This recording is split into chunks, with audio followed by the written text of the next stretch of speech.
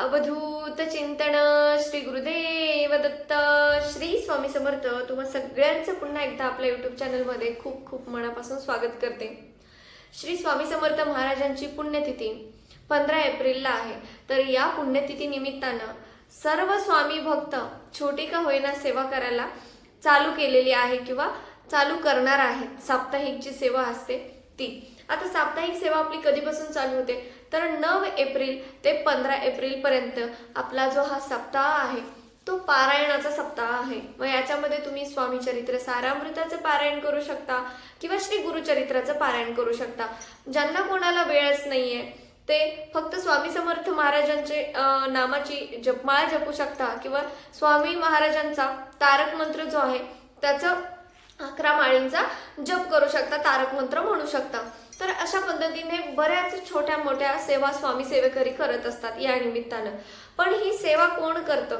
म्हणजे बघा, प्रत्येकाच्या आयुष्यामध्ये काही ना काही प्रॉब्लेम असतात. म्हणजे प्रत्येक घरामध्ये प्रत्येक कुटुंबामध्ये काहीतरी अडचणी काहीतरी अडथळे येत असतात. मग कोणाच्या घरामध्ये पैसाच टिकत नाही आणि कोणाच्या घरामध्ये सारखी भांडणं क्लेश, घरामधल्या व्यक्तींचं न पटणं असं होत असतं. कोणाच्या घरामध्ये सारखं वारंवार दुखणं असतं. म्हणजे कोण ना कोण असं सतत आजारी पडत असतं. कोणाच्या मुलांच्या प्रगतीमध्ये अडथळे येत असतात, नोकरी व्यवसायामध्ये अडथळे येत असतात, कोणाचे लग्न जुळत नसतील, असे असंख्य प्रॉब्लेम असतात. प्रत्येकाच्या आयुष्यामध्ये वेगळा प्रॉब्लेम असतो. तर या गोष्टीतून काहीतरी तोडगा मिळावा, या सगळ्या प्रॉब्लेम्समधून काहीतरी मार्ग मिळावा म्हणून आपण स्वामींच्या चरणी स्वतः नतमस्तक होऊन स्वामींना प्रार्थना करत असतो आणि छोटीशी सेवा त्यांच्या चरणी अर्पण करत असतो. याच्यातून काहीतरी मार्ग मिळावा म्हणून आपल्याला हे गुरुचरित्राचं पारायण सामूहिक पद्धतीनं करावं का घरात करावं. आता ज्यांच्या कोणाच्या जवळ केंद्रच नाहीये, म्हणजे मठ नाहीये, मंदिर नाही, तिथं सामूहिक पारायण होतच नाही, अशा व्यक्तींनी घरात जरी केलं तरी चालतं. आणि ज्यांना पॉसिबल नाही आहे केंद्र असूनही जवळ जाणं तर त्यांनी घरात केलं तरी चालेल. ज्यांना पॉसिबल आहे केंद्रामध्ये जाऊन पारायण करणं त्यांनी आवर्जून जा आणि करा. कारण तिथं एकच पारायण नाही तर तिथं जेवढी लोक पारायण करतात तेवढ्या सगळ्यांची फलश्रुती तुम्हाला होत असते. मग त्याच्यामध्ये 1000 असू द्या, 500 असू द्या, 1500, 2000 कितीही पारायण सेवेकरी असू द्या, त्या सगळ्यांची सेवा जी असते त्याची पुण्यप्राप्ती जी असते ती तुम्हाला होत असते. म्हणून सामूहिक पारायण जे आहे ते आवर्जून करा. आता पारायण करत असताना काही नियम अटी असतात, काही आपल्याला नियम अटी पाळायचे असतात. तर ते नियम अटी काय आहेत? सगळ्यात पहिली गोष्ट म्हणजे तामसी अन्न आपल्याला पूर्णपणे वर्ज्य करायचं आहे. मांसाहार घ्यायचं नाही, मद्यपान करायचं नाही. पारायण काळामध्ये तुम्हाला कांदा लसूण जे आहे ते पूर्णपणे वर्ज्य करायचं आहे. दुसरी गोष्ट म्हणजे तुम्हाला ब्रह्मचर्याचं पूर्णपणे पालन करायचं आहे. तिसरी गोष्ट म्हणजे तुम्हाला परान्न वर्ज्य करायचं आहे, बाहेरचं काही खायचं नाहीये. आणि सगळ्यात महत्त्वाची गोष्ट म्हणजे जेव्हा तुम्ही पारायण करत असता तेव्हा एक गोष्ट लक्षात ठेवा की कोणाचीही निंदा करायची नाही, कोणाबद्दलही वाईट बोलायचं नाही, कोणाबद्दल वाईट चिंतायचं नाही. आणि त्या दिवसापासून तुम्ही हाही संकल्प करा की तुमच्या मनामध्ये इतरांबद्दल द्वेष, इतरांबद्दल मनामध्ये जी असते ती ईर्ष्या निर्माण होऊ नये अशी स्वामींना प्रार्थना करा की माझ्या मनामध्ये कोणाबद्दल वाईट विचार येऊ नये, सगळ्यांचं चांगलं व्हावं आणि त्याच्या पाठीमागं माझं सुद्धा व्हावं, ही स्वामीचरणी तुम्हाला प्रार्थना करायची आहे. आता काही मी तुम्हाला सांगितल्याप्रमाणे प्रत्येकाच्या आयुष्यात वेगवेगळे प्रॉब्लेम असतात बघा. मग तुम्हाला या गोष्टीसाठी संकल्प करायचा आहे. तुमचे जे प्रॉब्लेम्स आहेत ते तुम्हाला स्वामींना सांगायचे आहेत संकल्पाद्वारे. तर आता हा संकल्प कसा करायचा? तर तुम्हाला सर्वप्रथम उजव्या हातामध्ये तांदूळ घ्यायचे आहेत, म्हणजे अखंड तांदूळ, अक्षता घ्यायची आहे. त्याच्यावरती थोडंसं पाणी टाकायचं आहे, हळद कुंकू टाकायचं आहे, त्याच्यावरती 1 रुपयाचं नाणं, सुपारी आणि 1 फूल ठेवायचं आहे. आणि स्वामींसमोर धरून तुम्हाला डोळे बंद करायचे आहेत आणि स्वामींना तुमचं नाव, तुमचं गोत्र सांगायचं आहे. आणि तुमच्या आयुष्यात जे पण काही प्रॉब्लेम असतील ते तुम्हाला स्वामींना सांगायचे आहेत. आणि स्वामी याच्यातून मला मार्ग दाखवा, ह्या संकटातून मला काहीतरी मार्ग द्या आणि माझ्याकडून ही सेवा जी आहे ती पूर्ण करून घ्या, हे तुम्हाला स्वामींना सांगायचं आहे. आणि हा संकल्प सोडायचा आहे. मग तुमच्या हातातलं ते पाणी तुम्ही तामणात सोडायचं आहे किंवा मग स्वामींच्या चरणांवरती अर्पण करायचं आहे. अशा पद्धतीने तुम्हाला संकल्प सोडायचा आहे. आता जेव्हा तुम्ही पारायणाला बसता तेव्हा तुम्हाला आसन घ्यायचं आहे. बसण्यासाठी आसन खूप महत्त्वाचं आहे. मग ते लोकरीचं असू द्या किंवा कुशचं असू द्या, जर तुमच्याकडे यापैकी कुठलंच नसेल तर साधतलं साधं आसन बसायला घ्या. लाकडी पाठ घरात असतो प्रत्येकाच्या, तो जरी घेतला तरी चालतो, पण वाचायला बसताना आसन असावं. सगळ्यात महत्त्वाची गोष्ट म्हणजे आसन आहे.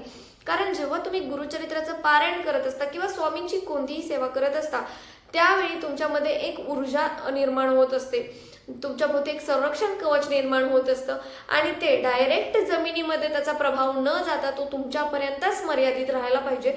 या गोष्टीसाठी तुम्हाला पारायण करत असताना आसन बसण्यासाठी घ्यायचं आहे. आता तुमचा संकल्प करून झाला, त्यानंतर तुम्हाला अध्याय वाचण्यापूर्वी एक माळ श्री स्वामी समर्थ नामाची जपायची आहे. त्यानंतर एक माळ गायत्री मंत्राची म्हणायची आहे आणि त्याच्यानंतर मग तुम्ही गणपती अथर्वशीर्ष म्हणता, नंतर स्वामी समन म्हणता आणि त्याच्यानंतर मग गुरुचरित्राचे अध्याय तुम्ही वाचायला सुरुवात करत असता. तर गुरुचरित्राचे अध्याय किती वाचायचे हे तर तुम्हाला गुरुचरित्रामध्ये दिलेच आहे. पहिल्या दिवशी किती अध्याय वाचायचे, दुसऱ्या दिवशी किती अध्याय वाचायचे, तिसऱ्या दिवशी किती अध्याय वाचायचे, हे सगळं तुम्हाला गुरुचरित्राच्या पारायणामध्ये सांगितलेलं आहे. आणि जेव्हा तुम्ही केंद्रामध्ये जेव्हा करत असता, तर केंद्रामध्ये सामूहिक पारायण करत असता. जर तुम्ही नवीन असाल, पहिल्यांदाच पारायण करत असाल, तर तुम्हाला तिथे गेल्यानंतर सगळ्या गोष्टी कळतात. पण जेव्हा तुम्ही जर घरामध्येच करत असाल पारायण, तर तेव्हा पूर्ण तुम्हाला ग्रंथाच्या पहिल्या पानांवरती ह्याची सगळी माहिती दिलेली आहे की कोणत्या गोष्टी कराव्या, कोणत्या गोष्टी करू नये, पारायण कसं करावं, यामध्ये कोणत्या चुका टाळाव्या, या सगळ्या गोष्टी सांगितलेल्या आहेत. त्याप्रमाणे सुद्धा तुम्ही वाचन करू शकता.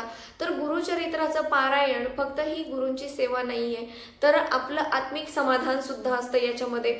जेव्हा आपण गुरुची सेवा करत असतो तेव्हा आपल्या मनाला शांती, मनाला उभारी मिळत असते की मी माझ्या गुरूंसाठी काहीतरी केलं. माझ्याकडून 100% नाही, पण 80%, 85% का होईना सेवा घडली आणि स्वामी समर्थ महाराजांची अखंड कृपा तुमच्यावरती राहावी म्हणून काहीतरी तुमच्याकडून फुल नाही फळाची पाकळी अशी सेवा घडलेली आहे. ही तुमच्या मनाला खूप शांतता देत असते आणि तुमच्या आयुष्यात म्हणजे तुम्ही जे निगेटिव्ह विचार करत असता की नाही, तुमच्या आयुष्यात येणारे प्रत्येक प्रॉब्लेम, याचं कसं होईल, त्याचं कसं होईल, हे सगळी निगेटिव्हिटी जी आहे ती तुमची दूर होत असते. आणि जेव्हा तुम्ही पूर्णपणे पॉझिटिव्ह होता तेव्हा स्वामी समर्थ तुम्हाला या सगळ्या गोष्टीतून काही ना काही मार्ग देत असतात. तुमच्या आयुष्यात कितीही मोठे प्रॉब्लेम असू द्या, कितीही मोठे प्रॉब्लेम असू द्या, त्याच्यावरती तुम्हाला मार्ग मिळतोच मिळतो. एवढी श्री गुरुचरित्राची आणि श्री स्वामी समर्थ नामाची ताकद आहे, एवढं त्याच्यामध्ये पावित्र्य आहे. जर तुम्ही मनापासून भक्तिभावाने, श्रद्धेने आणि पूर्ण आत्मीयतेने जर ही सेवा करत असाल तर स्वामी समर्थ महाराज नक्कीच तुमच्या हाकेला धावून येणार. आता तुमच्या प्रत्येकाच्या घरामध्ये स्वामी समर्थ महाराजांची मूर्ती असते, प्रत्येकाच्या घरामध्ये हा स्वामी समर्थ महाराजांचा फोटो असतो.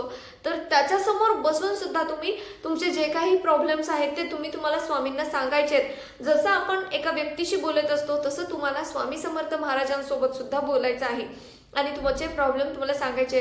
तुम्ही या पारायणाच्या काळामध्ये 7 दिवसामध्ये तुम्हाला रोज काय वाटतं, म्हणजे तुमचे रोज काय अनुभव येतात किंवा रोज तुम्हाला पारायण करत असताना काय वाटतं, काय प्रचिती येत असते, ते सुद्धा तुम्ही स्वामी महाराजांसोबत बोलू शकता, सांगू शकता.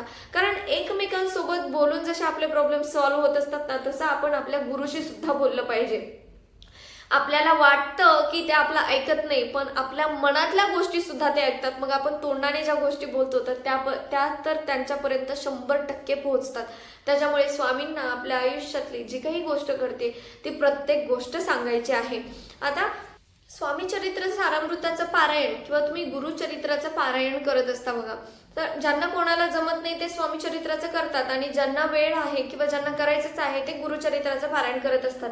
तर हे पारायण करत असताना न चुकता रोजच्या दिवशी स्वामी समर्थ महाराजांना एक छोटासा तांब्या, मग तो स्टीलचा असू द्या, पितळेचा असू द्या किंवा तांब्याचा असू द्या, तो तुम्हाला भरून ठेवायचा आहे तिथे. जर तुम्ही घरामध्ये करत असाल तर तिथे, कारण केंद्रामध्ये तर शक्य नाही, पण स्वतःच्या घरामध्ये तुम्हाला तो भरून ठेवायचा आहे. आणि तुम्हाला रोज खडी साखरेचा किंवा फुटाणे असतात, आपला गूळ, शेंगदाणे याचा नैवेद्य तुम्हाला त्यांना ठेवायचा आहे आणि स्वतःही तो ग्रहण करायचा आहे. तुमच्या घरामध्ये तुम्ही स्वतःला जे पण काय खायला बनवणार आहे, जे पण अन्न बनवणार आहे ते पहिलं स्वामी समर्थ महाराजांना द्यायचं आहे आणि त्याच्यानंतर तेच ताट तुम्ही स्वतः ग्रहण करायचं आहे. आता हे झालं पूर्ण पारायण काळात तुम्हाला करायची सेवा. ज्या दिवशी तुमचा सप्ताह संपतो, पारायण काळाचा जेव्हा तुमचा शेवटचा दिवस असतो, त्यावेळी तुम्ही काही का होईना गोडाचा नैवेद्य बनवायचा आहे, पुरणपोळीचा नैवेद्य बनवा तुम्ही, पुरी किंवा खिरीचा नैवेद्य बनवा, तर काहीही नैवेद्य बनवू शकता. आणि त्या दिवशी तुम्हाला तुमच्या इच्छेने जर कोणाला जेवू घालायचं असेल तर घाला, पण एक ब्राह्मण जोडी जेवायला असावी. किंवा जर तुम्हाला ब्राह्मण जोडी नाही मिळाली तर साधी जोडी म्हणजे कोणीही असेल, पण जोडपं असावं ते मिळालं तरी सुद्धा चालेल. आणि जर तेही नाही मिळालं तर तुम्ही घरातले पती पत्नी असता तर त्यांनी जेवायला बसलं तरी चालेल, पण हे तुम्ही करायचं आहे. म्हणजे घरामध्ये तुमच्या अन्नदान झालेलं कधीही चांगलं. त्या दिवशी तुम्ही 5 मुलांना जेवायला घालू शकता किंवा 5 मुलींना जेवायला घालू शकता. तुमच्या इच्छेनं तुम्हाला किती जणांना जेवायला घालायचे ते करू शकता. किंवा बाहेर जाऊन तुम्ही कुठे म्हणजे बघा बाहेर बसलेले असतात ज्यांना खायला काही भेटत नाही अशी, किंवा अनाथ आश्रमामध्ये मुलं असतात, तुम्ही जेवण बनवून तिथे त्यांना देऊन अन्नदान करू शकता. तर या गोष्टी तुम्हाला पारायण झाल्यावरती करायच्या आहेत. आणि पारायणाचा सप्ताह सुरू असताना जर तुम्हाला छोट्यातले छोटं दान काही करता आलं तर ते सुद्धा तुम्ही करू शकता. कारण दानासारखं पुण्य कोणतंच नाही. जेवढं पण तुम्ही दान करत असता तेवढंच तुम्हाला त्याची पुण्यप्राप्ती होत असते. तुम्ही जेव्हा गुरुचरित्र वाचत असता आणि इकडे दानही करत असता तेव्हा दोन्ही गोष्टींकडून तुम्हाला जी पुण्यप्राप्ती मिळत असते ती अतिशय फलदायी ठरते. आणि तुमच्या आयुष्यात येणारे प्रॉब्लेम्स, तुमच्या आयुष्यात येणाऱ्या अडचणी ज्या आहेत त्या पटकन सुटत जातात. तर गुरुचरित्राचं असं पारायण करा. याच्यामध्ये जास्त काही नाही, 7 दिवसाचं फक्त पारायण करायचं आहे आणि 7 दिवस फक्त आपल्याला हे नियम आहेत ते पाळायचे आहेत. आणि त्याच्यानंतर तुम्हाला काय अनुभव येतात, त्याच्यानंतर तुम्हाला काय प्रचिती येते हे मला कमेंट करून सांगायला विसरू नका. तर श्री गुरुचरित्राचं पारायण केल्यानंतर तुम्हाला काय काय वाटलं, कोणत्या गोष्टींचे अनुभव आले हे माझ्यासोबत सुद्धा शेअर करा. तर आजच्या पुरतं एवढंच. हा व्हिडिओ मी इथंच थांबवते. भेटूया पुन्हा एकदा अशाच एका नवीन व्हिडिओमध्ये. तोपर्यंत श्री स्वामी समर्थ, श्री गुरुदेव दत्त.